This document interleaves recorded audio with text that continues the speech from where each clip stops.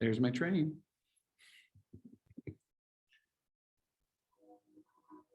Okay, if you're good with it, I will get rolling. Okay. All right. Good morning, everybody. Just a couple of logistical things before we get rolling.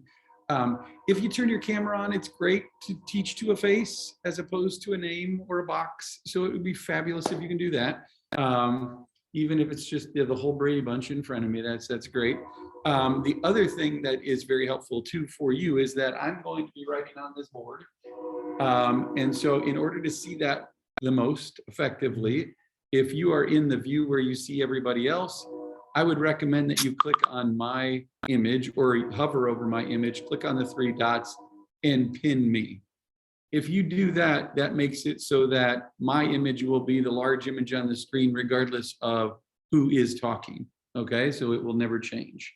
So I also want to share that this is an interactive session, basically. I don't want you to feel like you have to hold questions or just listen. I don't want to stand up here monologuing the whole time. I want to give you guys what you need in this, okay? And so interject, ask questions, interrupt me, talk about something that might be tangent to it, okay? We've got 2 hours scheduled on the calendar right now, and I have got plenty of time and space left in my content to be able to be asking questions and taking little tangents on things, okay? If we end my content and there are no more questions, we might just end the session early today, okay? So just FYI, you've got me for 2 hours. I have nothing planned during that time, so ask away, ask any questions you'd like about it. The plan for today's session, the structured portion of it, the conversation we're going to be talking about, so we're going to talk about outbound cadences, okay? And we're going to talk about after you do get somebody on the phone, how do you engage with them for the first time? I'm not a real big fan of scripting. I think sales needs to be a very genuine conversation with another person.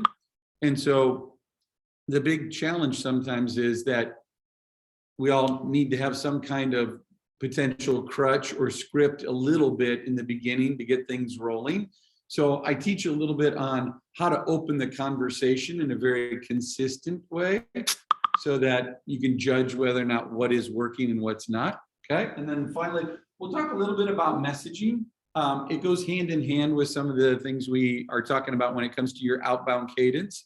And if you were here for the previous session, if you did watch the first session, we did dive into messaging a little bit, and I want to just a little bit of a refresher in there, okay? Any real questions before we get started today? Okay. All right, let's get into it. As a reminder from the last time, we talked about messaging in a way of saying the way we're going to be talking about this outbound cadence is more, this is going to be, how do you engage in a conversation with a prospect that's completely cold? Okay, we're not going to be talking too much about the inbound approach where we've warmed somebody up, they've raised their hand, they've said, I'm interested. This is about how do we really engage with cold prospects out there and get them interested in our product. Okay. So I'm going to write up on the board what a cadence looks like. It is not the cadence. It is just an example, and then we'll walk through best practices. Okay. So let's do it by days, and we'll start with day 1. We'll send out an email, let's say.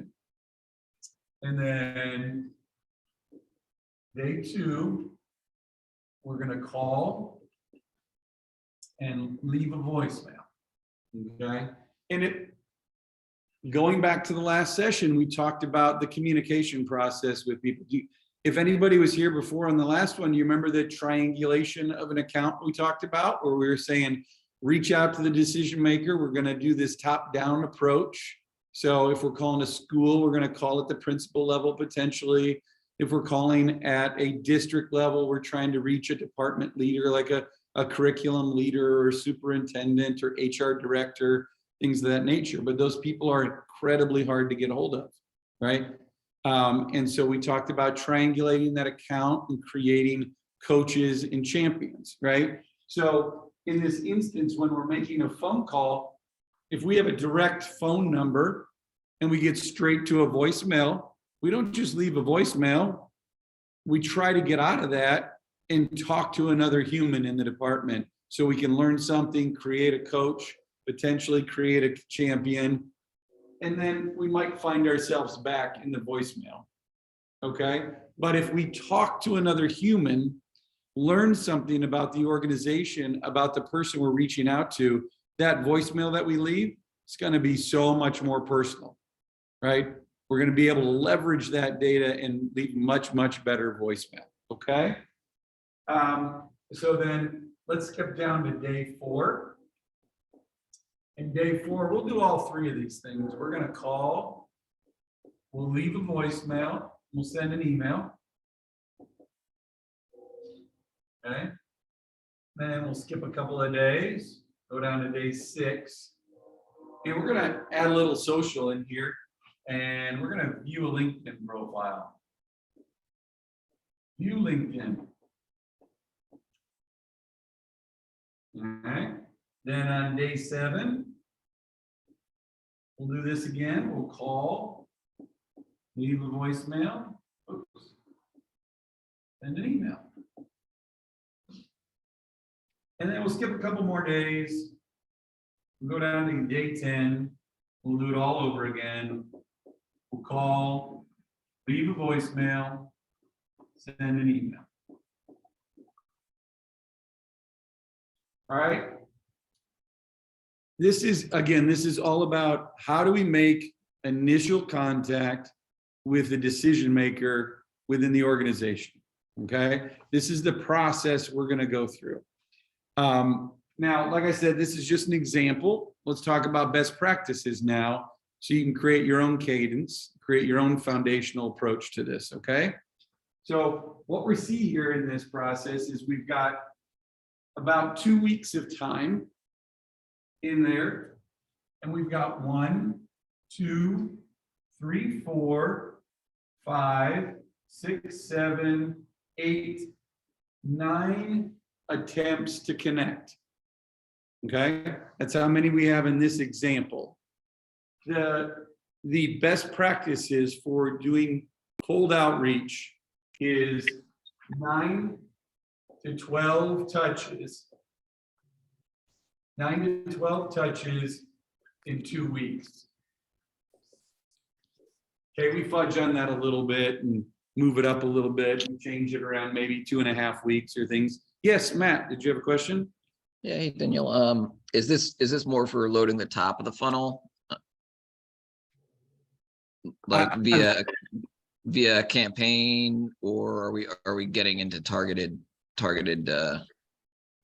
practices here? It really is about doing a campaign to do outreach, regardless of, you know, it's the more segmented you can be with your approach, the better results you're going to get. Right. So it is top of the funnel work. So it is trying to drive awareness. But we're going to find people in multiple different categories of where they are buying. I don't know if I'm actually answering the question that you're asking. So day 1 email, I've got a list of 1,000 people or 5,000 people, or am I targeting 200 people? That's very, very helpful. So this is our one-to-one approach. Okay. So our one-to-one campaigning or outreach approach is going to be, let's call it, how many can we reach out to in a day?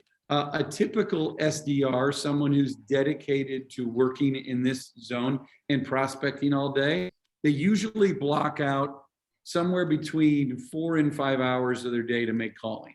So they'll do a 2-hour block in the morning, they'll do a 2-hour block in the afternoon, and they could probably get to anywhere between 60 and 80 people in that. So that's what you're looking at this campaign for. Okay. As founders, I typically say, you know, if you're going to start executing on this process, I would segment an hour of your day to do the prospecting, and maybe you can get 20 calls in. Okay. but we don't want to do this in some kind of mass blast email approach. It is more, how do we connect one-to-one with this person that we're doing outreach for? Awesome. Thanks. Thank you for the clarification. That was helpful. I'm going to talk a little bit about how to manage your day through this piece of it to help you with this. But we're talking about 9 to 12 touches in 2 weeks. It doesn't matter as much the order in which you do it. It does matter the time frame within each one. The big thing is that our prospects have a very short-term memory. And if we're doing outreach to them and we wait for 4 days, they're going to forget about that call that we made earlier. And it's almost like we're starting over again. They're going to forget about the email and anything else. And we need to be engaged with them in a persistent way, pleasantly, but persistent, to get them engaged. If they don't connect with us, if they don't respond after 10 days of outreach to them, do not beg them to work with you. Okay? That becomes more of a desperate feel, and it pushes your prospect away. Okay? So if you move beyond this, I wouldn't move farther than like 12, 13 days, because it turns into your emails. You don't know what it's like. Please, I've been reaching out. Please connect with me. No, you have plenty of other people to connect to and to talk to and close business with. They actually need to feel that instead of feeling like they're the only ones you're calling. Right? Some of the mistakes that I see people do, and I hear all the time, like, hey, we're trying LinkedIn and only doing LinkedIn, or we're doing a bunch of emails and we're not getting a great response from it. That's because we're not mixing up our media. We need to be doing multiple different ways to approach and connect with people, okay? We also don't stop right here. We also don't just make a few phone calls and send one email and say, well, we didn't get a response. I guess they're not interested. We have to remember the persona work that we did the day before, the previous session, and the conversation around what does a day in the life of our prospect look like? They are not waiting for you to call. They don't schedule time for a prospecting call to come in and to talk to a sales rep, right? You know, you're interrupting their day. Everything you do to connect with them is disrupting their plan for the day, okay? And so the attention that you're getting from them is this little attention across there. And if you drove a little bit of interest and they were like, oh, that's interesting, I might reach out to that person. You have no idea what happened to them right after they thought that. Somebody could have busted in the door and said, we have a problem, I need your help. And they just shoved that off to the side and ran out the door. You know, they might have just been meeting with a parent. That was just a really bad meeting right after that. And you never know what's going on with their day and how that connection with your message gets interrupted. And that's why being very persistent in a short window of time works really, really well. Okay. Just a short story outside of the K-12 space.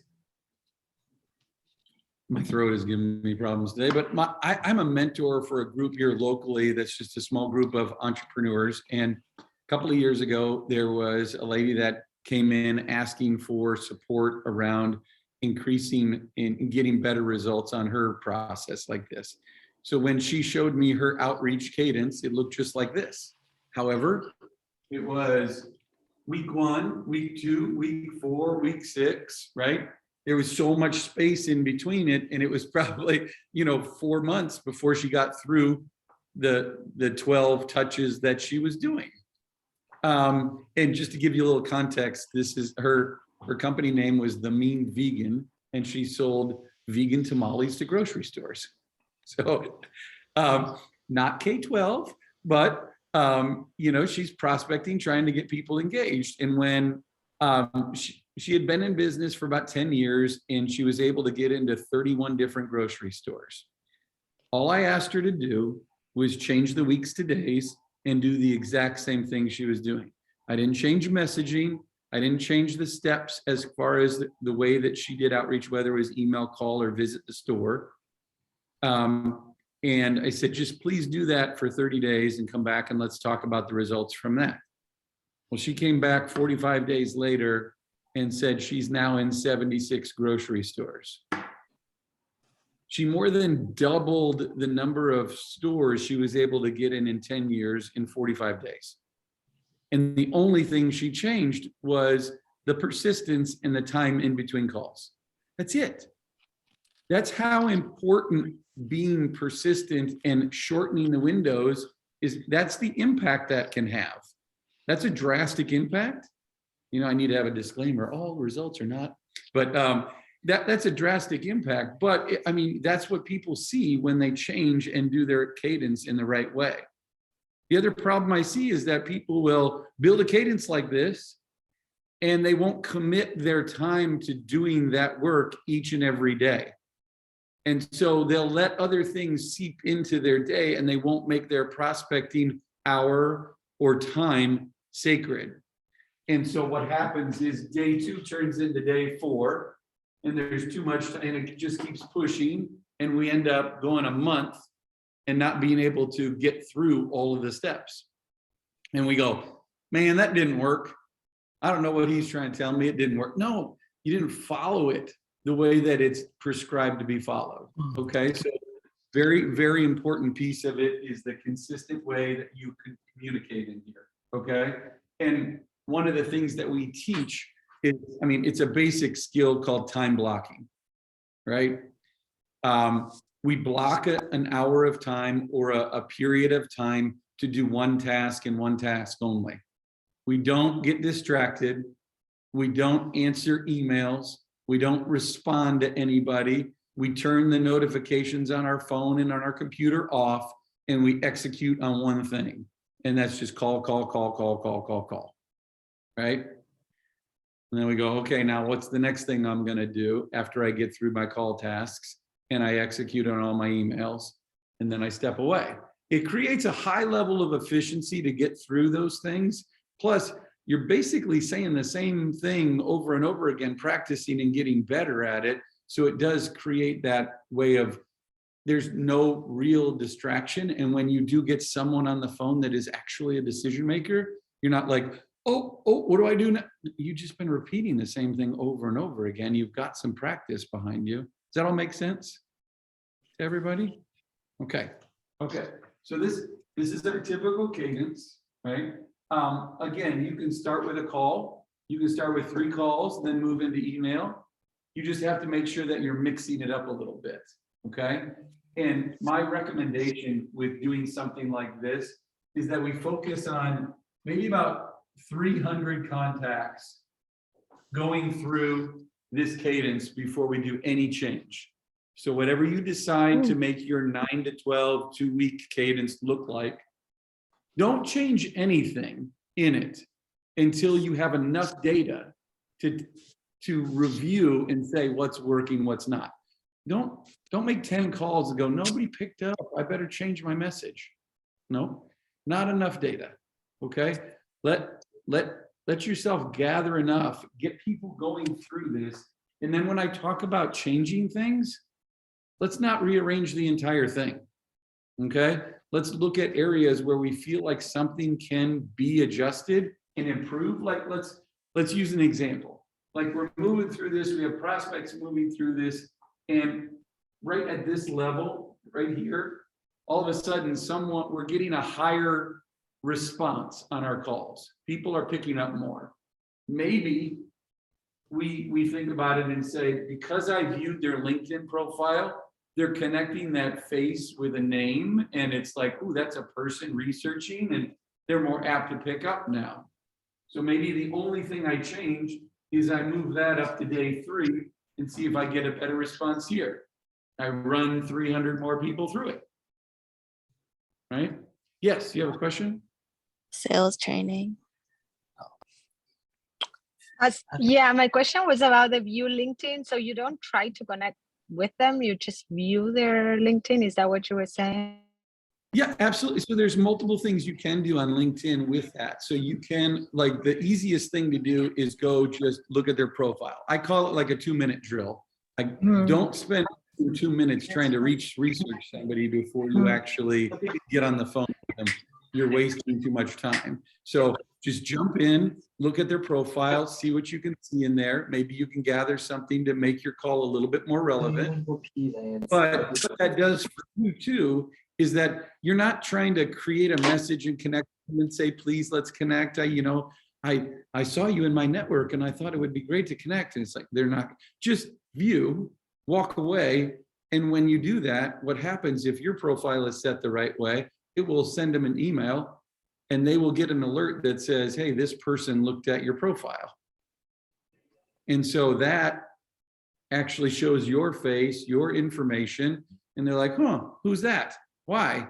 And now they can engage with you a little bit, right? You can also go and follow them instead of connecting with them, just follow them.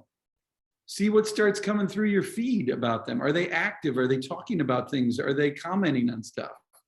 Does it align with anything that you're doing? But the minimum is like, let's just view their profile. Check it out.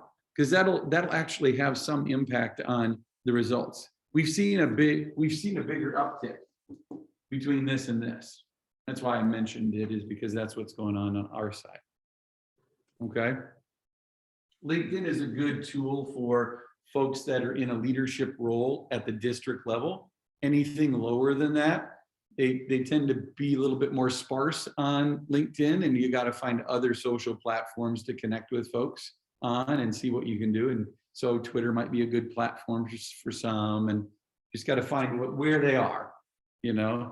I don't think TikTok is going to be fabulous for the leadership in the school. And you may learn some unique things if you find them there, but may not be helpful for you. But then the other thing I want to talk about, so did that help? Did that answer your question? Okay, good. Okay. So a question. Yes. You mentioned the 300. So are you saying that in the between day 1 to day 10, where our goal is to reach out to 300 contacts and do this exact attack, like 300 contacts? No, it's what I'm saying is that as you go through this cadence, it does not make sense to make any changes to the cadence before you have enough people that you've gone. That could take you 60 days. That could take you 90 days. Just don't change too much of it or anything of it until you have enough data to realize what's working and what's not. Okay, that's really the point behind that. Is we don't want to make all these sweeping changes to the process until we have better understanding of what's working and what's not. Okay, Matt? Yes, sir. Hey, I mean, last session we talked about, you kicked it off with, what do you feel like when you get a sales call, right? And it was mostly negative feelings, right? Like pushy and things like that. This also seems pretty aggressive and pushy, but is the data behind this model? You're saying it works, right? Is there a lighter touch? Is this, if we look at the spectrum, is this super aggressive? Is this in the middle? Where can you adjust it? You can adjust it.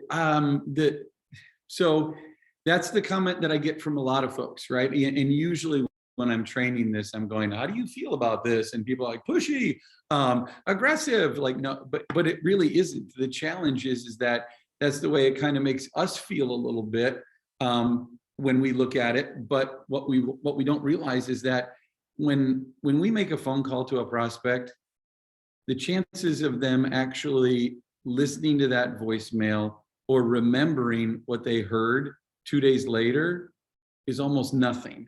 The impact that we've had on them is not great, right? And so we're all worried about, are we going to be feeling too pushy? Do you know how many things are going on in their day besides us?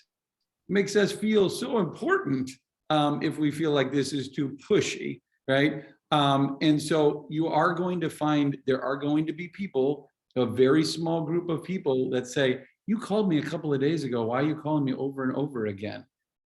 We've got 50, like I said last time, I think we have a little bit over 50 people on the phone right now making calls all day long. We'll run into that once a week. Okay. And they're making hundreds and hundreds and hundreds of calls. So this is really not a pushy approach to it. I've seen ones that are much more aggressive than this. The data behind this, though, like I said, I've been in sales for 30 years and I've been honing this one for the last, like, I'd say 6 years now, with all the data from the students that we're working with. The data behind this is really strong. You know, that when we look at reporting, let me draw a little graph on the side here. When we look at reporting about this would be like number of days that go by, and this is about engagement, you know, and so our first touch, we get a light engagement, and engagement is up for a little bit, and then it drops way off in this area, and then about the 9th touch, we see a spike like that, and then we see nothing after that. And so I hope that's a visual you can actually see a little bit of. But the problem that we see with prospects, with companies that we work with, is that when they get into this valley, they stop and they never make it to the spike. And what I'm trying to say is that you got to be persistent all the way through to the end. And you have some leverage to push that a little bit further and say, maybe I'm going to make 15 calls because I'm sorry, not calls, 15 touches in 2.5 weeks, maybe 3 weeks, because my segmentation is very focused and I know these people are going to be a really good fit for me. But if you go any farther than that, it's just going to be desperation. You know, if you go shorter than 6 days, you're going to miss the spike. Got it. Make sense? No, it makes sense. And have you used things like more, SMS or social media? Is that more advanced? Yeah, text messaging is still a little bit of a challenge right now, trying to add or incorporate that into the process. We use text messaging a little bit more once we've had some level of engagement with them. Text messaging a reminder for a meeting, or text messaging the fact that we connected with them, and are you going to be here? Things like that are a little bit easier to pull off, but in a cold outreach, we just haven't seen the ability to see success through texting. Video, we've started playing around more and more with video and trying to find different ways to incorporate that into it. Video has been, I do not like video as the, hey, Susan, and, trying to get their attention through the video side of it. What I do like is being able to say, if your product is a little bit more of they just have to see this thing to get excited about it. And if you feel that about your product, then maybe there's an opportunity to do a 1-minute little show and tell in a demo, in a little video demo that you can have on there that goes in the email. Just almost like, you got to see this to believe some of this, or the interface just is impressive and they got to take a look at it because it's so easy. Things like that have been helpful with video. The other stuff feels gimmicky and hasn't worked as well for us. So we're just playing around with different ideas in there. Yes, Johnny, did you have a question, sir? I think you answered it. I was going to ask, what is it that you don't like about videos? Because I had someone cold email me this week with a video, and I've never seen that before. Maybe it's because I'm relatively new to entrepreneurship, so for me, it's oh, that's cool. Someone actually made a video to reach out to me. Yeah. So I found it really intriguing, but yeah, to hear a different perspective was kind of interesting. Yeah, we've seen that a lot, and it's almost like it's getting to the stage of overdone, where people are saying, oh, this is the only way we can do video. You got to put a little whiteboard sign up that has their name on it, and make sure that they see that it's for them, and they're like, oh, exciting, and jump in, and they do that. But the first time is like, ooh, that's interesting, kind of like your response to it, Johnny. And then it's now 7 more people are doing the same thing. And it, if everybody's reaching out with that same thing, it becomes gimmicky and stop doing that. And so I think we're reaching that phase with some of those things. So we're trying to play around with different ways to do video and incorporate it into it so that it feels like this message aligns with this video, and as opposed to just using the video by itself as a way to get somebody's interest. So we'll see. We'll see. I'm still very excited about the way that the calls and the emails are going, period. And that works really, really well for us. So That makes sense. Thank you. yeah, Karen? A question about email signatures. Do you know what works better if we put like a sales related title as the email signature, or if it's coming from the CEO, from a founder? Any thoughts on email signature? That's a great question. We haven't done too much research on that side of it as much. Just personal feelings on that I could share. I would say that the founder title would probably get a little bit more draw, but it's not something that's very scalable for you to use that as the way to do it. Sales related titles, they're partnership managed. We talked about this in the last session where folks were saying, how do we avoid the negative feeling that someone has from the salesperson? And so we got to remove sales from the title. That's good, but I do feel like people are already thinking around some of that, and they're like, business development, that's sales, and partnership manager, I know that's sales. Stop trying to trick me. I think those are so small and minor that they're not necessarily as important as other pieces of the puzzle. Like, for example, something that's very important that you guys should really be aware of is that every school district and school out there has some sort of spam filtering going on. Okay. And when you're sending emails that have links in them to people that you have not communicated to before, they're not seeing them. 80% of the time, they're not going to see it if you do that on your first email. It's going to go into some scrubber. If you guys have emails right now, raise your hand if you have an email tool that you can send an email and see who's opened. Right? You get that data back, right? Okay, so if you're sending emails with a link in it, your open rate in that is probably very high in the first email. And it's probably because the spam filter is opening your email and clicking your links right away, and not the person. Okay? And those are going into some kind of tagged spam email, and that's what comes across to your prospect is spam email. This is being checked by a spam engine, and they're like, oh, skip, not look at it, right? And so the thing that has made a huge impact on deliverability and engagement in email campaigns is making sure that this first email has no links. It's a one-to-one communication, short, sweet, to the point, no links. If you do that, the rest of the emails have a much better chance of getting through directly to the person you're trying to communicate to. And you can add links a little bit later, and they won't be running through some filter. Okay, we've made that minor change about 1.5 years ago, and it was like boom, huge change to the way that we saw engagement on stuff. Okay, that impacts a lot, and I'm still seeing it with companies that I engage with. That problem. Yes, Mike.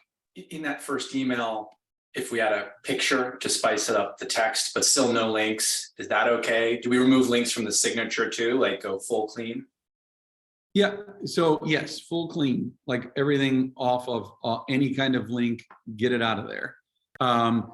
What I like about email, let me talk about content in each email, just as an example, to your picture request in there, there's this feeling of like, I'm sending a marketing email versus a personal email. I'm sending a branded marketing email versus a personal email. We need to lean towards, I want to connect with you. Not, I want to connect you with my company's brand. I want to connect to you. And therefore, I want it to look like an Outlook email that I just typed up a minute ago and sent out. Not anything fancy, right? And so typically this first email that I send out in a cadence like this, it looks like it actually contains mostly just the issue comments or issue conversation. Very similar to the messaging we talked about in last session where we're talking about, hey, I've been reaching out to folks like you. Don't be that generic, please. But I've been reaching out to curriculum directors in the state of Texas, and I've been talking to them about the challenges with X. Some of the big things I'm hearing are issue number 1, issue number 2. Is that anything you're facing right now? If so, it would make sense for us to connect. I'm not talking about my company. I'm not talking about all the wonderful things we do. I am just saying, if you have these issues, if you are struggling in this area, we should probably talk. We might be able to help. Your email is meant to generate curiosity, not sell. That's your job. So when you send an email, it's how do I generate a level of curiosity or interest in connecting with me? How am I going to get someone to take action? I'm not going to do that by listing out all the wonderful things we do because you're trying to sell with your email and they're trying to make a decision based on the content that you have put together. Is this a fit for me or not? They don't have your they don't have you personally talking to them about the product or the service, the offering. Therefore, there's this higher level of like, not right for me, move on. You're trying to sell instead of create curiosity. Combining 2 words there. Does that make sense? Like, we don't want to do too much in an email. I see a lot of emails like this. Here's an example of a bad first email. Okay, looks like this. And it just keeps going. I call that the fear email. The AE who's sending an email like that is basically scared that they are not able to, that they're going to miss something about their company or their product that might interest you. So they're shoving everything into one email and sending it to you. I'm sorry if I'm offending anybody who does that already. No, but we send this email that's loaded up with everything about our company, hoping that they're going to just read one thing that they get excited about. And the problem is that very ironically, that creates anxiety for our prospects and they delete it immediately without reading it. They go, ooh, that's overwhelming. I'm not going to look at that. And they move on. And so we're having the opposite effect on our prospect. I'd say over 85% of people will immediately delete an email that has just a big, huge paragraph of content. So we got to avoid doing that. Yes, Johnny. I'm wondering, how do you feel about using social proof in that opening email? Sometimes I feel like it could come off as too salesy. By saying, oh, we're being used by, you know, this and this company. Yeah, that's a big play that you can use in K-12 as long, you know, being able to say this district or this school or this person is working with us as well is big. It's really helpful, especially if it's next door, down the street, in the area. Very, very helpful. I usually leave that to this email down here. I call that my stat-based email, where I'm providing outcomes or testimonials or district names that we're working with, and you know, basically saying, this is my customer voice. This is not me talking about my company, it's them talking about my company. They're having great success with it, you know, and they're like, oh, is Fred using that? I'll respond and engage with you. You know, so that's a great point, Johnny. We should be using that. I just kind of reserve it a little bit for the further down. The first email for me is meant to be a really quick hit. Just like, are you in my wheelhouse? Is this something you care about, concerned about, worried about? Bless you. So But one other point in this email too, what happens a lot with this email is I get this one, I delete it. And then about 2 days later, I get an email saying, did you get it? Bumping it to the top. I'm like, what? There's no extra value being added to the second email or anything else. They're just like, wanted to make sure you saw that big, huge email I sent you. Did you read it yet? Did you read it? Did you get it? And there's really no extra value. So we don't want to be doing things like that. We want to actually be telling a story through the process. Okay, John. Yes, sir. Hi, Dan. Again, I appreciate these sessions so much. One question I have about this is, and let me know if am I lagging? A little bit, but I can totally Okay. understand you. So I'll just go camera off for a moment then. In my company, we have a big outreach to teachers, department chairs, curriculum development people with free resources, downloadable lesson plans, all sorts of free events and things. And so a lot of the people that we're reaching out to, I know you're talking about this in the context of cold calling, but because we have all these resources, a lot of our cold initial touches are actually quite warm. They've known us for a while. They've seen us in these events. So it's sort of like, there's the social proof, like, hey, we work with the neighboring district, but there's also the, hey, I know you've come to our events and stuff. And what is that, or is that a separate issue you're going to talk about, this sort of warm leads? Yeah, we can talk about that as something a little bit unique, because when it comes to warm leads, we're going to see a lot of different ways to engage with them as far as the content of your approach. It is not necessarily going to change the structure of your outreach. It will change the content in there. So we're going to be doing conferences. We're going to do lunch and learns. We're going to be engaging in trials. We're going to be trying, there's a lot of ways to get people warmed up. And so our content, the change in our content is just going to be more referencing our connection with them if we know that they have that. We're still going to have the same type of structure and persistence to the way we outreach to them. It's just our content is going to be different. So I think that's a really important point that you bring up, John, that there are going to be times where we say that first email is saying, hey, it was great to see you at the booth from the conference. Love to find a time to set up and continue the conversation. But we're still going to bing through it to try to get them engaged with us. Okay. So when we talk about this, we're really talking about how do we engage with cold prospects, generate awareness, move them through to connect with us. Okay. So again, if there's any like specific scenarios, we can talk about a specific type of content that we're going to put in there, but it does have to align with their relationship with you. So yeah, absolutely. Just to continue kind of what we were talking about as far as like this story that we want to tell. The next email that I send is usually something that adds more value instead of trying to continue the push to sell.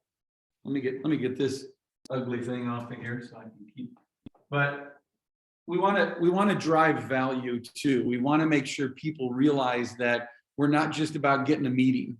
We're not just about pushing our product. And so in the second email that I send out, I usually am trying to find a third-party article or some kind of content, maybe something I have developed as a valuable tool for them or a valuable content piece. 90% of the time, it is a third-party article that's talking about the problem that I'm trying to solve. It's something that I'm sharing with them to say, hey, I thought you might be interested in this article. I'm really interested in your thoughts about paragraph 4, where they talk about this. Looking forward to connecting with you soon, Dan. And that article is not meant, that email is not meant to drive them to meet with me immediately. It's to say, oh, that's interesting. These people know what they're talking about a little bit more, that they're giving me something supportive instead of just trying to get a meeting, right? Trying to push their product. So we do a little bit of that. Then once we get to this third one, it is really the first time that we open up and talk more about our company. Okay. This first one, sometimes there's context wrapped around it, but it's not a really open conversation about our company. Here, we open up a little bit about our company and we share our customer voice. We start talking about stats, we talk about outcomes, we talk about testimonials, or we provide a link to some of those things and say, check it out. This is why people think we are the best in this area. This is why people are using us and love what we're doing. These are some of the things that people are seeing from what working with us. Okay.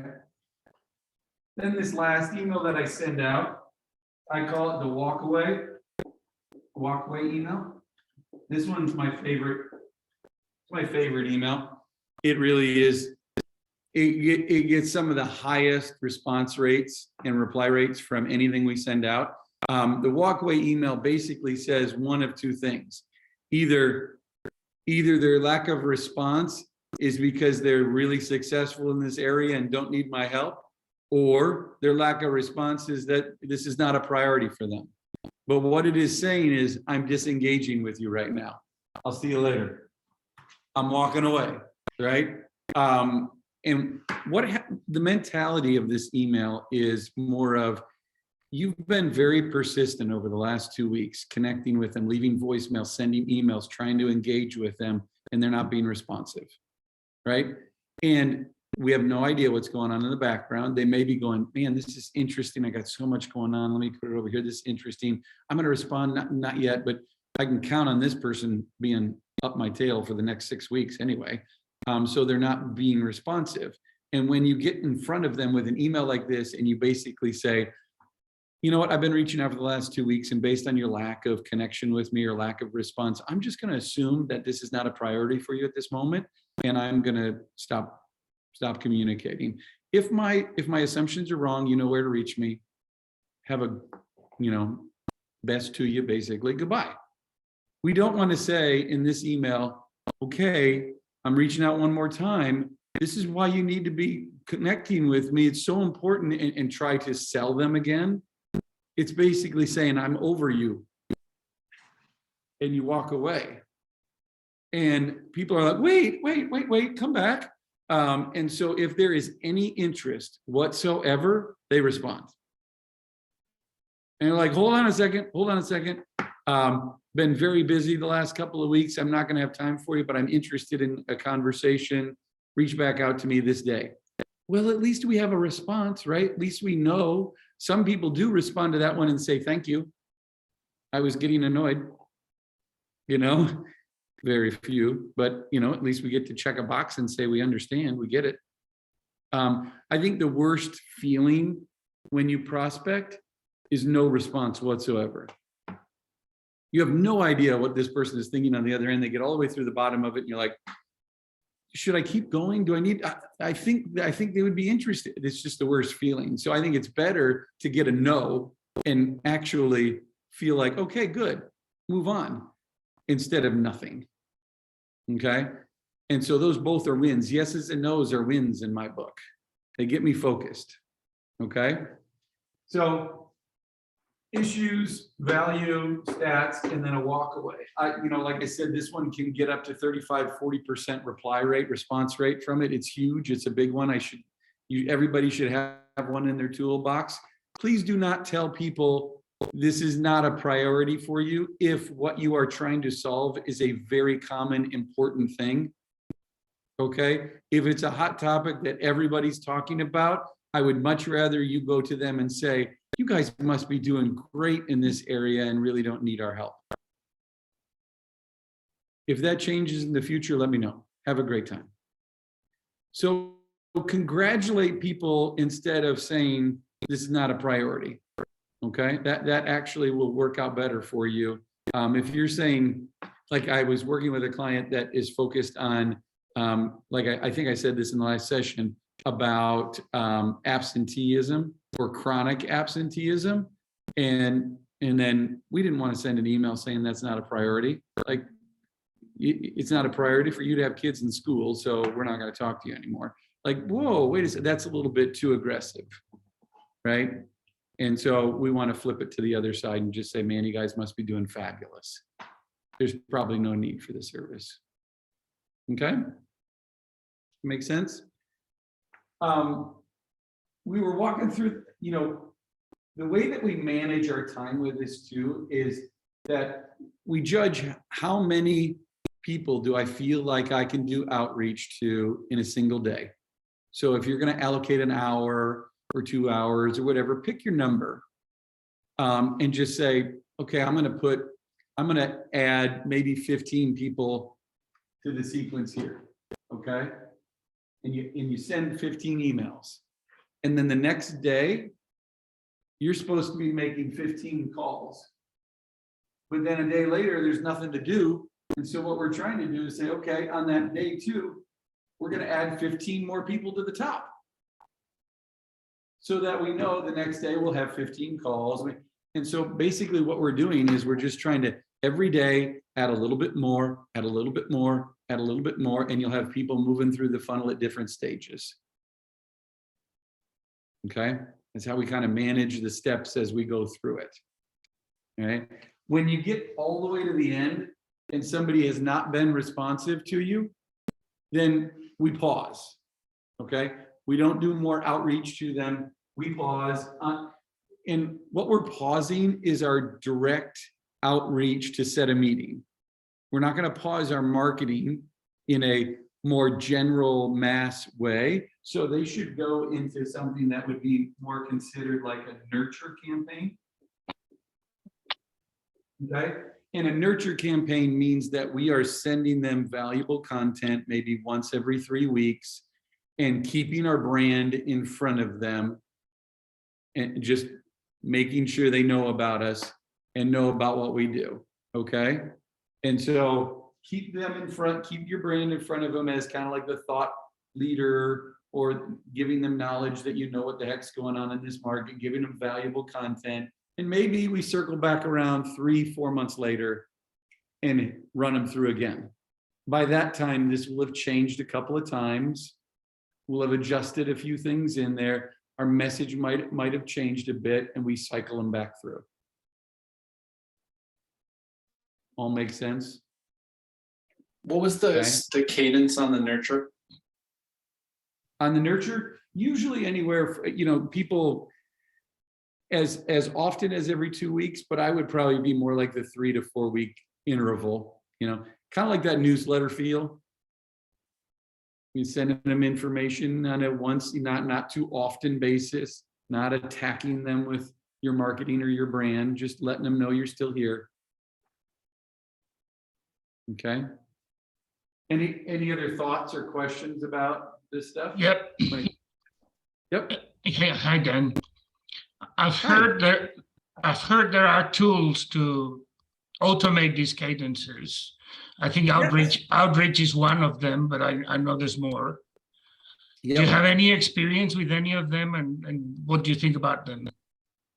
Absolutely. So there's 3 that I really like. You named one of them. Outreach is probably my favorite tool in this category. It is one of the more robust tools in that area. And what Jordy's talking about is more of you can take and pretty much automate this entire thing. So in a system like an outreach, you can take and build each one of your emails in there, automate the creation of tasks on the right day. And all you really have to do is add the prospects into the top of this sifter, basically, right? And so it will tee up your calls for you and say, today you have 10 calls to make. They're in stage 2. Great. You make your phone calls, you disposition them, meaning you say, this person I left a voicemail for, this person answered and I talked to them. You disposition them, and if you didn't connect, it automatically moves them to the next step. It automatically sends the email. It automatically creates a task for you on the appropriate day. So it saves a lot of steps for you actually having to do all that work in between.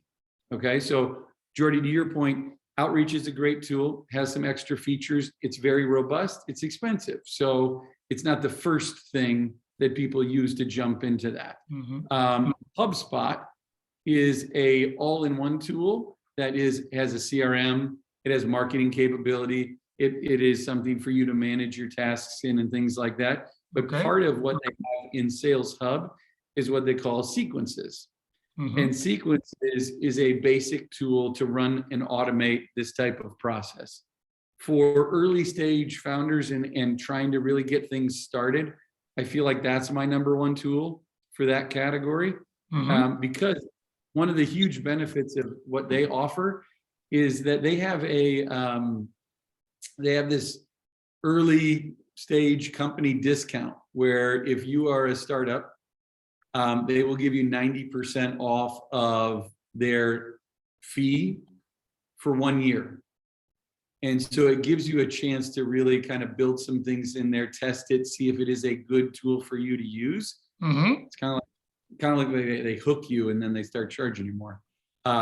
So it is something for early stage people to jump in at a relatively inexpensive cost and start automating some of the pieces. The other comparative tool to outreach is one that's called Sales Loft.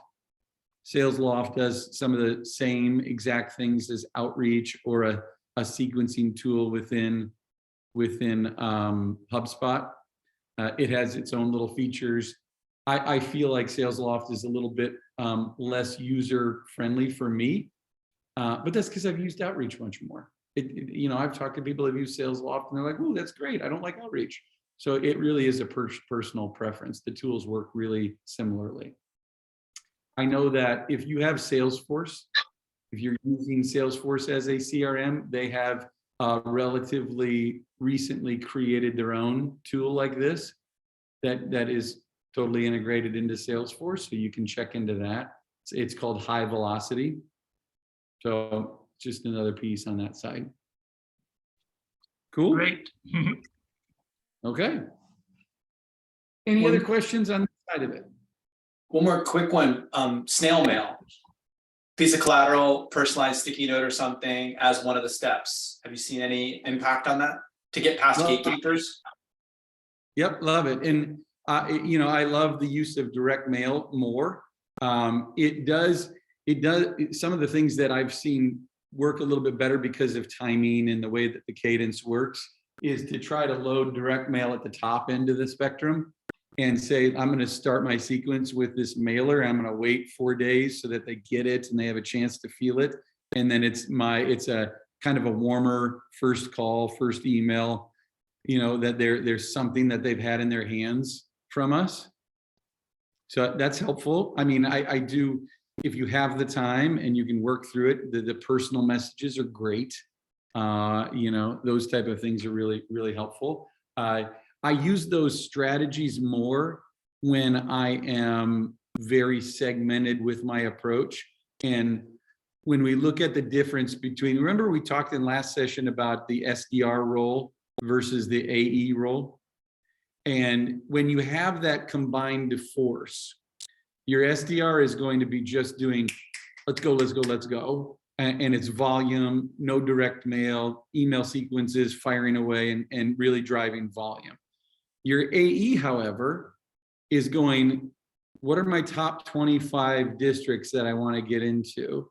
And I'm spending more time and energy connecting with them and making sure I create some kind of personal connection. So what conferences am I needing to go to that they might be in? Can I connect with them in a more personal way with a direct mail piece that is a letter that I wrote to them? If I'm in the area, I'm going to go pop in and visit them. And so it's a little bit bigger strategic approach to connect with a smaller group of people. So, Matt, you have a question? Yeah, any your top 3 on list building tools like Zoom Info or how to seed the lists? Absolutely. Like a Zoom Info for me personally, when I was in another industry, it was great. When I was in K12, when I got into K12, it lost its luster a little bit. It just wasn't. It didn't have the context that I was looking for as much, and it didn't have the context that I was looking for. And so there's a couple other tools that I do use on a very frequent basis with clients. There's one that's called Agile. Agile is probably one of the more robust tools because it does have direct dial phone numbers, email addresses, all the context around it. and their level of accuracy is pretty strong. These are all list purchasing tools where you can buy a list based on a criteria. The other two that I use, MDR and MCH data. So there's differences between them. MDR, I can get online on their tool, type in some criteria, know exactly how many leads I'm going to get. You know, I'm going to see about 80% of those be accurate, and there's going to be another swath of them that are just bad contact information, especially now. There's been so much movement over the last 2 years that these tools, you've got to be very careful with the way that you do outreach initially when you purchase a list. And so my recommendation is really using an email cleaner tool first. So if you're buying emails, send them through a scrubber and see if those emails actually exist. And it'll help you eliminate some of the bounces that you get from that. And then the other tool, MCH, the good thing about those guys is that they have a ton of funding data, like extra information about districts. And so if that's important to you, like how much Title I funds do they have, and you know how much of the other funding sources, where are they spending some of their money? If that's helpful in you building your criteria, that tool can actually be helpful in like narrowing your ICP and getting information about those districts in a good way. So those are my top ones that I work with. Awesome, thank you. Mm-hmm. They're just more industry focused tools as opposed to the general Zoom info type of tool. All right, any other thoughts here before we move to the next section? Because now we got to figure out, what do we say to these people when they pick up the phone? Like, instead of, oh crap, click and hang it up. Like, no, let's talk about what it looks like when a decision maker versus a gatekeeper picks up the phone and how to have a conversation. Okay, so let me get this off the board first, and then we'll talk through that. Basically, what I'm going to do is do something very similar. I'm going to put an outline up here. And like, I'm not a big fan of the whole script way of thinking about sales. What I like to teach is, how do you think about sales? How do you build processes and thought processes around what you do? And now let's teach you how to have a genuine conversation with another human, right? Let's make sure that this is just a good back and forth and not this scripted decision tree. This is probably going to be the only area you're ever going to see me script things, because for me, like I was saying earlier on this, there's this consistency that has to happen with the opening of a call so that you can judge effectiveness and know, is my message resonating with people, right? If you open up and go and say something different every single time, you have no idea why that worked for you. Could have been just your tone that time. But we want to test messaging, and so we do it in a very consistent way on that first part of it, okay? So let me write the outline of what your first 45 seconds looks like, and then we'll talk through it, okay? So first thing we do is we do an intro, and then we move to our, what I call a break. That's an A if you don't. Then we get polite and we ask. Then we move to tell our story.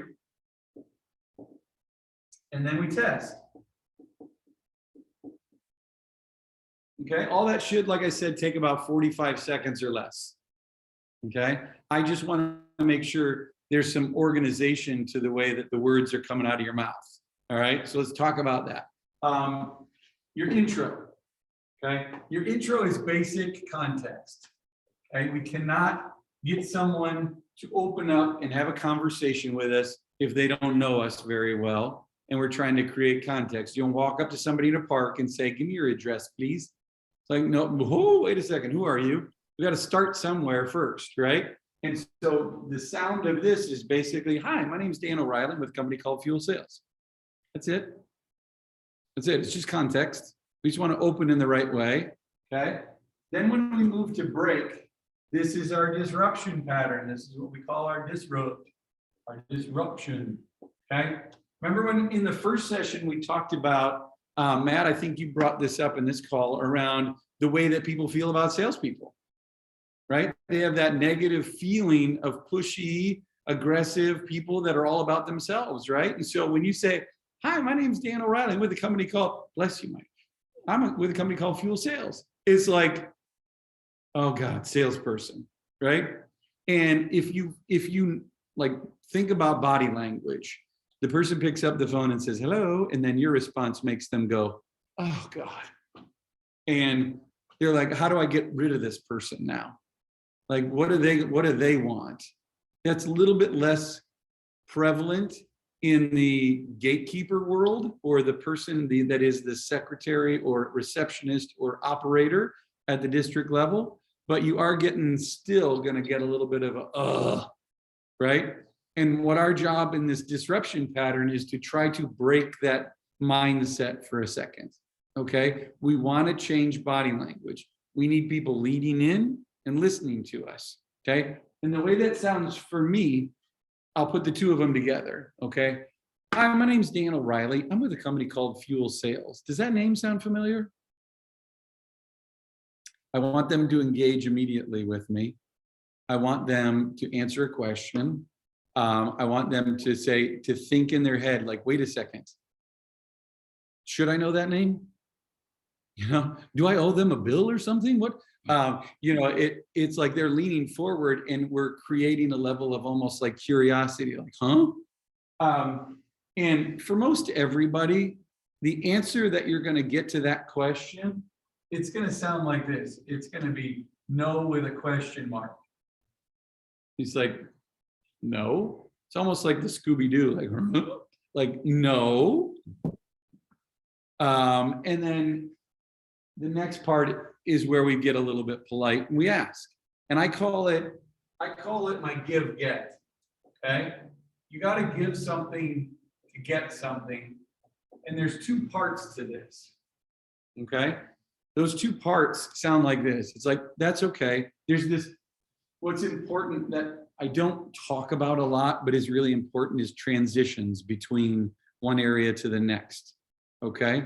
And so if you're not transitioning well, it can sound very robotic. Someone says, no, I haven't heard of you. My name is, it's like, wait a second, like transition a little bit and say, that's okay. Respond to them. Okay. So someone says no, we say, you know what, that's okay. Do you mind if I take 30 seconds to tell you why I'm calling? And then you can tell me whether it makes sense to continue the conversation. Okay. Give me 30 seconds, you get power. Okay. That's what we're trying to do there is we're not saying, do you mind if I take 3 minutes to just pitch you all about my product and what we do? Right? That is too much. I have heard that called a pitch slap. Like you're calling somebody and slapping them over the face with your product information. And nobody cares about you at all at this point. No one is ever going to care about you unless there's some kind of connection or you relate to them in some way. Okay. So what we're doing is saying, we're playing on people's curiosity and saying, do you mind if I just tell you why I'm calling? Who's going to say no to that? Do you mind if I tell you why I'm calling? And then you can take it from there. You can do whatever you want with it. So stop thinking about how to hang up on me and just focus on what I'm saying for a minute. That's kind of what we're saying there. Does that make sense to everybody? Okay. And so if you do that correctly, 90% of the time, you're going to hear the word, whoops, it's not really a question mark after that. You're going to hear the word, sure. Sure, go ahead. Sure, that's okay. Yeah, sure. Because you asking if you can tell them why they're calling, that's why they're listening. Like, come on, sure, yeah, sure. Tell me why you're calling. Okay. And then we move into our story. If you were in the first session, we talked about it a lot. I said I'm going to be talking about it throughout every other session in this. Emotion, emotion, emotion is what sells, not facts or logic. And so what we focus on in our story is we focus on issues. Okay? Issues is what we talk about. And if you remember what I talked about in that first email, it almost sounds exactly the same. we're saying, you know what, I appreciate it. Thank you for letting me talk, basically. We're saying, you know what, I've been reaching out to title.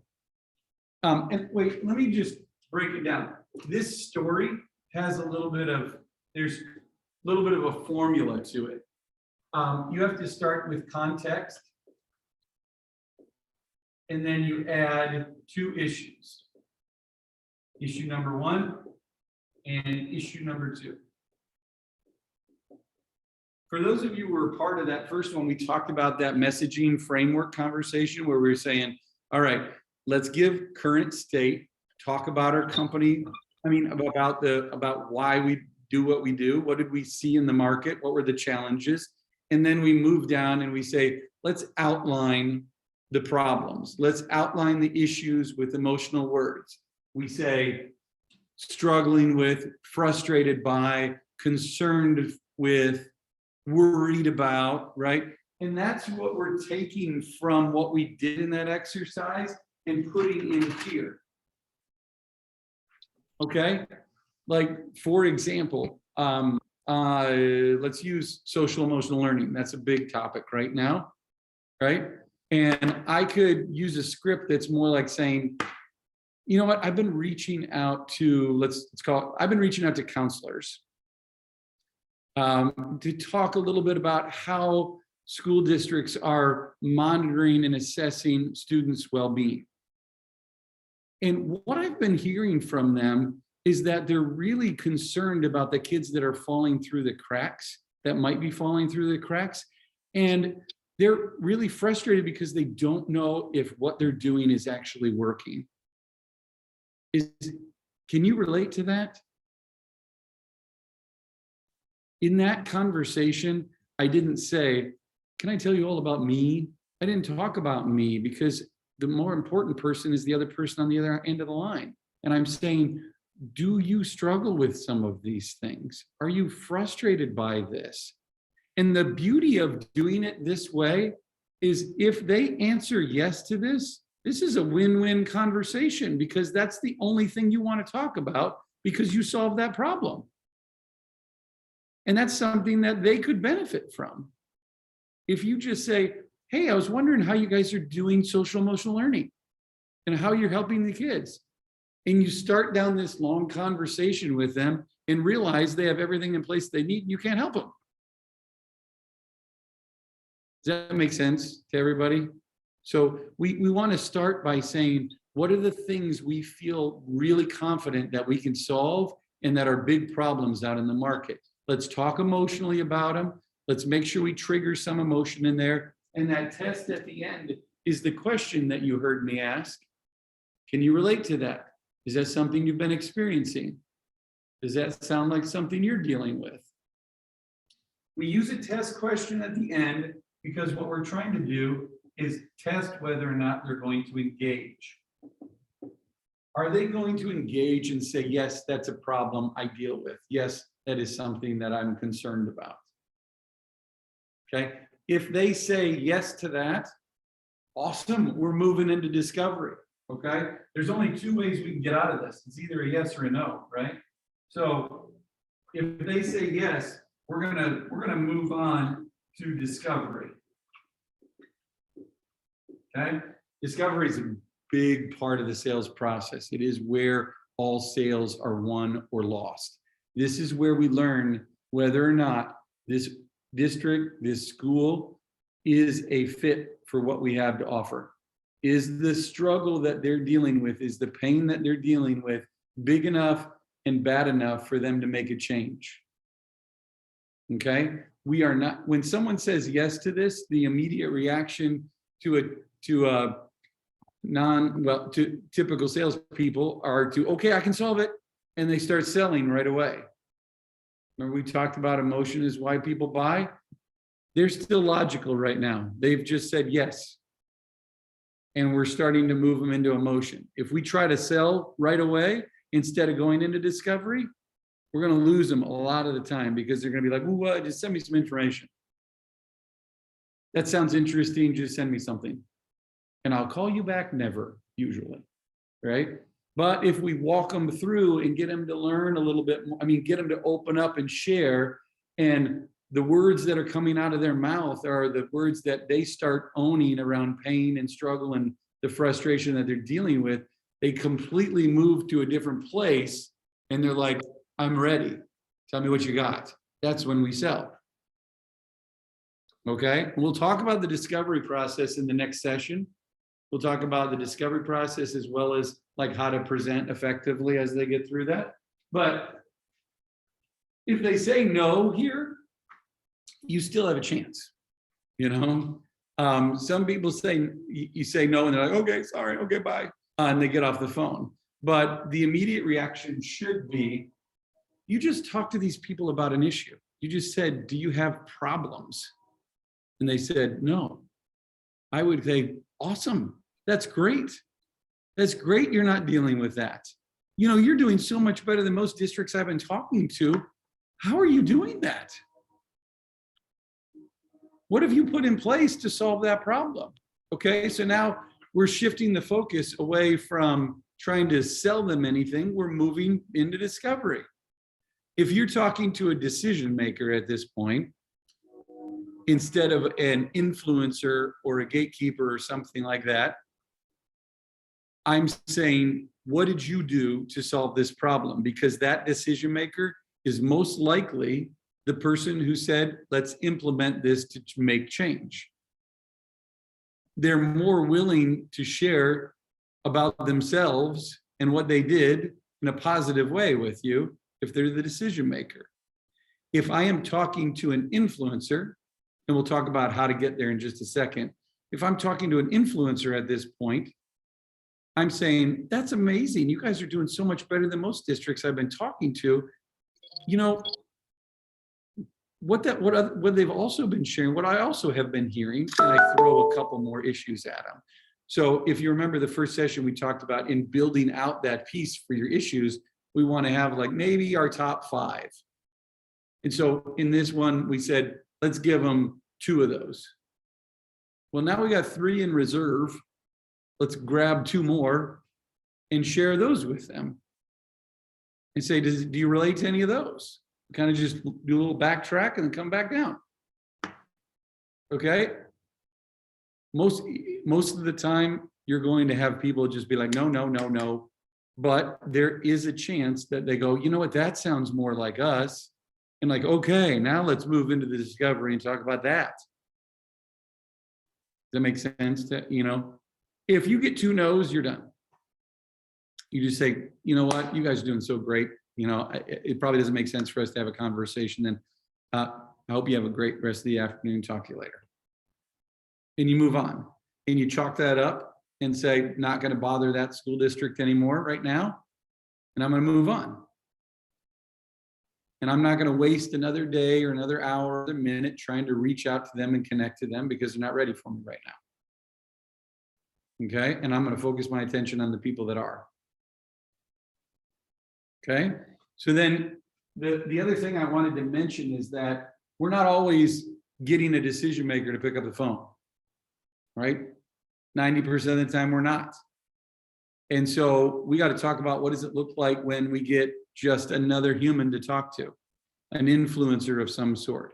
Our main goal is to reach the department of the decision maker, okay? Doesn't matter if you talk to the decision maker, it matters if you get to the department, okay? If you're calling schools at that level and trying to get a hold of a principal, this part of the process is going to be a little bit more difficult because you're going to get a hold of a secretary at the office. And depending on what it is that you're offering, they may not have a ton of knowledge. Okay. But if you get a hold of a department level person at the district, well, they know, they talk to each other. Okay. And so the way that we do this is when you're calling, you're saying your initial outreach is very basic. If you do not have a direct dial number, you're just saying, hey, I'm looking to connect with whomever, right? I'm looking for Susan. Is Susan available right now? If they say no, your immediate response to that should be, maybe you can help me. That's okay. Maybe you can help me. And we start right here and continue to move down. Okay. So this is they don't expect this. Maybe you can help me is our disruption, because the person picking up the phone hears that you're looking to talk to someone else and they're like, nope, not available. Let me take a message. And you're like, wait a second, maybe you can help me. And so then we go move straight to our ask. And we say, do you mind if I just take 30 seconds to tell you why I was trying to reach out to Susan? And then you can tell me whether it makes sense to continue to try. And then they're like, oh, yeah, sure, go ahead. And we do the exact same thing. I've been reaching out to, and we go through our story. And we test whether or not they have any knowledge about that. Is that something you've been hearing? Is that something you know anything about? Is that something you guys have been talking about at all? And they go, oh yeah, it is. We have, all right, we're moving into discovery. This is our opportunity right now to start building a coach or a champion. Okay, to re-diagram that, what we were doing in that is we're saying, we always reach out to our decision maker, right? And when we get to this influencer and we move down here, if we reach discovery with them, we have immediately created a coach. Let's learn as much as we possibly can from this person that can help us connect to this decision maker. The more they're willing to share and open up and talk about what they've experienced, the easier it is going to be for you to move them in this direction and create a champion. For the sake of space, they're a champ. Okay? Because what you're going to do is you're going to learn, and they're going to start getting emotional and sharing with you these things, and you're going to go, all right, let me see if I can get them to get me connected, because they might be really excited. And so at this point, we share a little bit about our service and say, well, basically, I really do feel like we can help you, because we start talking about our product a little bit in hopes that this person gets excited. And they go, ooh, that sounds amazing. And they connect us to the decision maker. Okay? That's what we're attempting to do in this process. I say this every day, the folks downstairs is that I just don't care who you talk to. Just talk to somebody. The difference between a good prospector and a great prospector is the person who's willing to talk to anybody and not just giving up because they got to a voicemail of a decision maker or someone said they're not there. There is so much power in this process to get you to the right person. I mean, I don't know how many times a day I hear that an SDR of ours was able to get a influencer to send an introduction email about them to the decision maker and get the connection made. It happens all the time. And you've got to start leveraging the resources that you have as people within the organization. It's most of the people working in a school district are mission focused. They care about the outcomes of these students. They care about the achievement. They care about the results that are happening there. They work there because they care. And when you say, can you help me? They want to help. And when you share with them that you can help with what they care about too, they're going to help you. Okay? In the corporate world, that's not the same. They could care less about the salesperson calling them. And so this process is not as effective, is not as helpful. And so please take advantage of the fact that we're in a market where these people are really, really helpful and supportive, and they know a lot because they talk to each other. Okay? So that's what we're attempting to do. One other minor thing to think about in this outreach cadence that we're doing is that you have, I'm sorry, this intro conversation that we're starting here is that you can skip over those two and jump straight to story. That there's reasons for that to work better when the person that you're doing outreach to is a very direct and to the point type of personality. Okay. So it sounds like, hi, this is Dan O'Reilly with a company called Fuel Sales. The reason I was calling is right into the story. Okay. And the reason why you do that, like I said, is if the person that you're reaching out, if the persona that you're reaching out to is at a higher level and feels to be someone who is just going to be like, get to the point, let's go, I got time, I don't have time for this conversation. We just skip right to it. Faster we get to issue with those folks, the better the conversation goes. Okay. It's also regionally different, right? So if you call someone in New York City, skip those two things every time. It's just more direct environment, more straight to the point, fast-paced environment. Okay, call somebody in Texas. Don't skip those two things. Have a better, slower conversation with them. Try to build a little bit of rapport.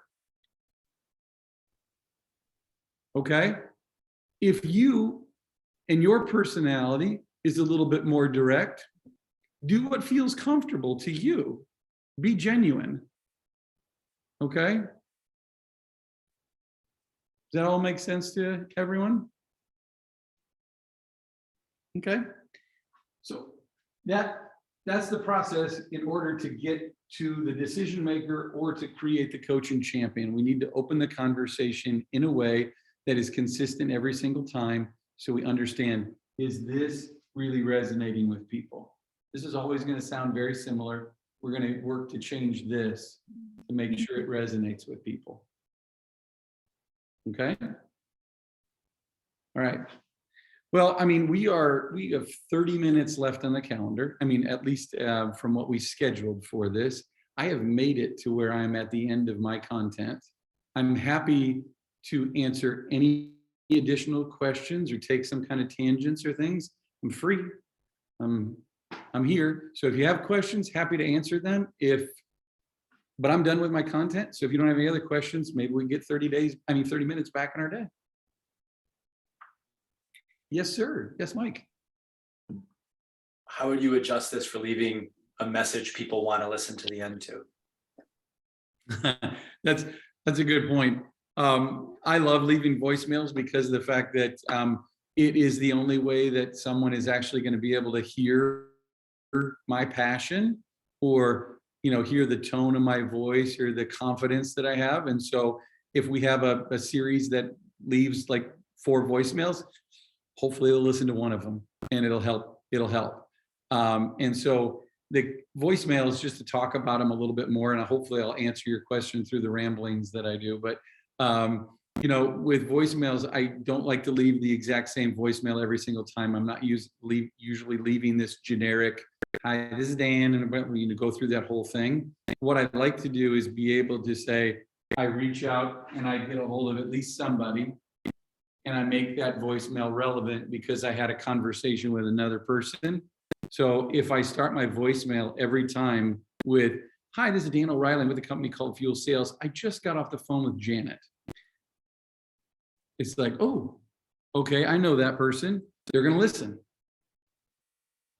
Janet was sharing with me, and I give them a little bit of detail about the conversation and say, I was wanting to continue the conversation with you. Right? And we move on and just give them our information to call us back.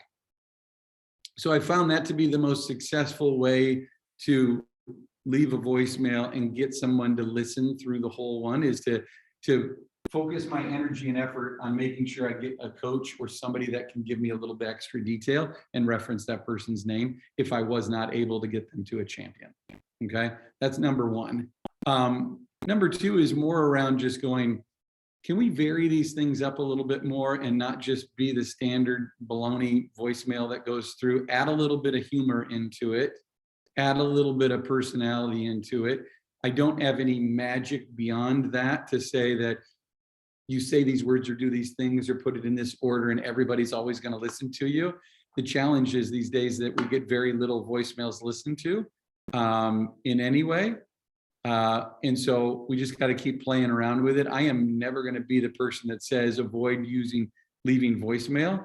I'm going to keep doing it every single time, no matter what, because I do feel like it's a great way for another touch with a little bit of extra energy or feeling.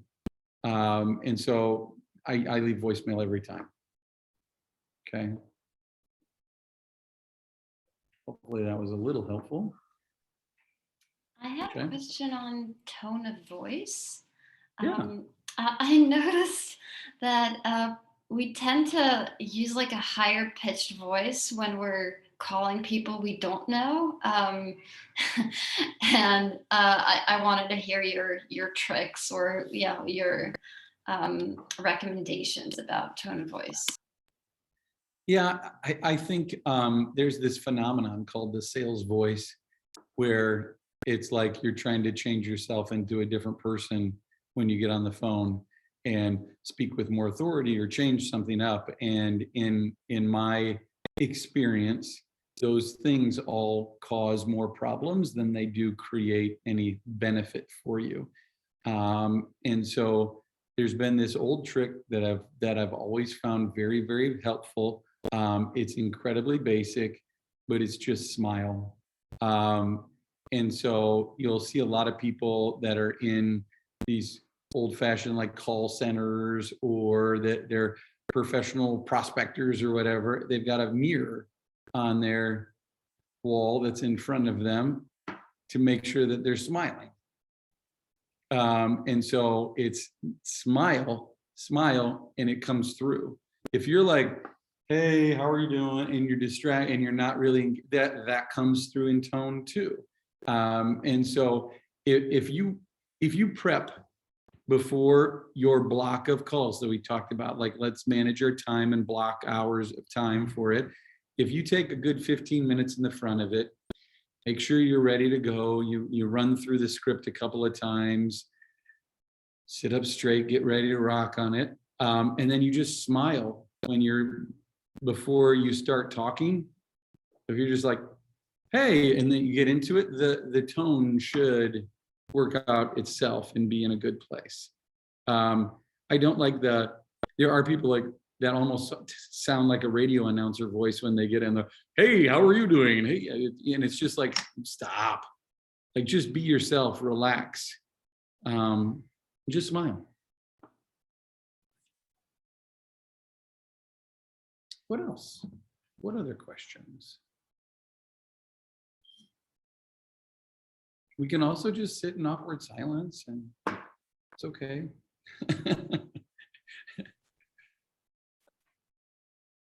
I had another question on rejection. Like sometimes when you as you said, every once in a while you'll come across like a really aggressive person or someone who has been having a hard day and is letting it out on you. Yeah. Like what are your techniques to kind of, get rid of that and like continue to be upbeat about the next calls? I think it's important going into the conversations that you're having, into the calls time that you're having, to remind yourself that this is not about you, that your prospect, every person that you're reaching out, you're going to be disrupting their day.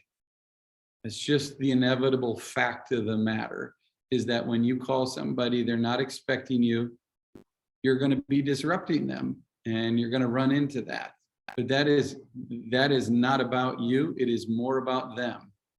And if you can kind of disassociate yourself to the feelings that are being pushed on you, and when you hang up that call, it's more about, man, that person's having a bad day. I feel bad for them. I hope things get better for them, instead of, I can't believe they did that to me. It's a completely change. It's a mindset shift. And it feels more like things bounce off of you than get absorbed into you. So if you just have empathy and somebody comes at you, and just empathize with that person and say, what must they be going through right now for them to feel that way and have that type of reaction? They must be having a rough day. They just must be having a rough day. I'm gonna chalk that one up, and maybe I can get back to them. I hope they do better. Hope they have a better day, and then move on. It's not easy to do that though. It takes a little time to get that mindset and get through that. And so the other thing is, you just sometimes you just need to get up and shake it off. You know, get up and go pet the dog for a minute and get back to it, you know. So, yes, Johnny. I'm wondering, how much importance do you put on weekday and time of day when making calls and emails? And then how do you make sure that lines up with the cadence that you want to aim for? Because what if like a day 2 email lines up with like a Friday or something like that, and then it kind of throws things off? I guess 2 questions. I spent so much time analyzing time of day and trying to get this best time of day, and like, oh my God, it's like less than 1% different than any other time of day. So I've kind of scrapped that and said I don't care when I call, as long as it's between 8 and 3 or 8 and 4, you know, that I'm not calling well ahead of anybody actually being available and well after anybody's not available. I have found a little bit more uptick later in the day, especially if you're calling into schools and trying to get a hold of a principal. I've found some good, a little bit more luck calling later in the day because it's like everybody's gone. Okay. And they're a little bit more available. But I mean, there's like this much difference. So I don't care too much about that. And it's the cadence that I put up on the board and that we walk through, those are business days. And so if a call is lined up for a Saturday, that just equals a Monday, you know? And so it doesn't matter how we line them up throughout the process. If it falls on a weekend, it just turns into a Monday, you know? If it falls. Sorry, go ahead. So Mondays are okay then? Absolutely. Mondays are great. Fridays are great. You know, there's not this day a week, you know, hour of the day, any of those things that make such a significant difference where I would say avoid. All of that is just people coming up with excuses why they shouldn't call. It really is like, just get on the phone and execute. Each and every day is going to work out for you. I've had people go, but it's Friday before a holiday. And okay, yes, there are going to be times like that come along where Thanksgiving is coming up.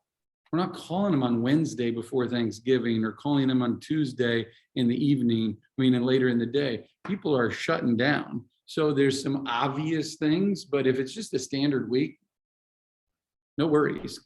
Call every day, anytime. That makes sense. Thank you. Mm-hmm. Yes. Is it? We've met before, Seema, is that correct? Yes. Yeah, we have. I've talked. Yeah. Okay. Thanks. It's nice to see you again.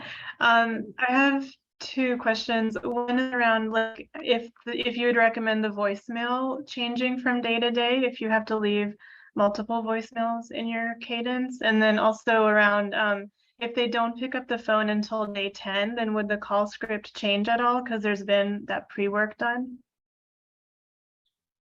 I didn't. So let me answer the voicemail one, and then I might need you to repeat the second question. Sure. The voicemail, I do want it to be changed for every individual voicemail. Not like if I call Jim, I'm going to leave Jim a voicemail, and it can be the same for Susan and Lisa and John. I can have this kind of standard that I want to find a way to adjust, but if I don't adjust because I haven't been able to get a hold of anybody, I'll leave my standard one. But that's that's voicemail number 1. Voicemail number 2 should sound completely different than voicemail number 1. And voicemail number 3 and 4 onward, right? And so in that cadence, I typically I will talk about the things that are happening next or something that just happened. I'll say, you know what, I sent you an email with the subject line. I'd love for you to take a look at that. It gives you a little bit more detail, so I will talk about the things that are to come in those voicemails outside of the first one. First one's usually more of this is, issue-based conversation, and the rest is just talking about those other pieces. If that's helpful. Yeah, thanks. That's helpful. Great. And then my other question was around the call script that you went through. So if you don't get a hold of them until day 10, then would that call script change at all because you've already done, a few emails? No. Okay. Still talk about the issues and okay. Yep. This is meant to be used the moment you get a hold of a decision maker or a gatekeeper for the first time. And so it doesn't matter if it happens on the first call you make or the last call you make, it sounds exactly the same. Okay. Cool. What else? Any other thoughts, questions? Okay. All right, well, next week when we get back together, if you're on that one, the plan for that next week is going to be talking about the discovery process. So what do we do when someone says yes? How do we get them to open up and share a little bit more so that we know that it's a good fit for us and that we move forward to close? And also, how do we position them to hear a solution from us? Sometimes people are a little bit like this and they're not ready and open up. And so we got to get them to open up and talk and share so that they're ready to receive that solution. Okay. The other thing we're going to do is say, okay, we set the meeting and now we need to present our product, our solution, our offering. How do we do that in the most effective way? There's a flow to a presentation, and whether you're doing that in a set of slides or you're doing that with your product that is a software you're presenting, it's important to start the conversation in a really strong way and have elements in there that are going to help you end the conversation in a good way. Raise your hand if you did a presentation with somebody and they said, this is great. Why don't you call me back in 2 weeks? And then you were never able to get a hold of that person again. Like, yes, that's happened. We're going to talk about how to almost eliminate that. We're going to talk about how do we mitigate that problem and keep people engaged, create a sense of urgency when we get done with our demonstration, and keep them moving forward in the sales process. Okay. So that is one of the most common problems that happen, and it's a very easy solution to it. So we'll talk about how to implement some of those things to make it work better. Okay. Sorry, you said it was next week, but I had in my agenda in 2 weeks. Can you confirm? That's right. You're right. You're right. Next week is a little bit of a break. I was thinking every week. You're totally right. Thank you for making sure that we talk about that. It is in 2 weeks. We have our next one. Okay. All right, folks. Thank you so much. Thank you. Thank you. Thank you. That was awesome.